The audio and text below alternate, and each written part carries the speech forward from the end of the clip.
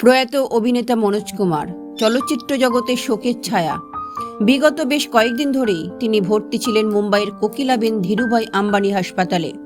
হার্টের সমস্যা ছাড়াও লিভার সিরোসিসে ভুগছিলেন অভিনেতা।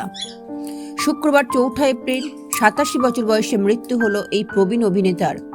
অভিনেতার মহাপ্রয়াণে শ্রদ্ধা জানিয়েছেন ভারতের রাষ্ট্রপতি দ্রৌপদী মুর্মু এবং প্রধানমন্ত্রী নরেন্দ্র মোদী।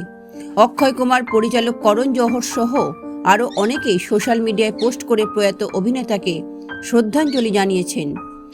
তার অভিনীত সব ছবিতেই ছিল দেশপ্রেমের ছোঁয়া। পূরব পশ্চিম, রোটি কাপড়া और মোকান, ক্রান্তির মতো ছবিতে অভিনয় করায় তার নামের সঙ্গে জুড়ে গিয়েছিল দেশপ্রেমিকের পরিচয়। ভারত কুমার উপাধিতে সম্মানিত হন তিনি। ব্যুরো রিপোর্ট, লটারি সংবাদ।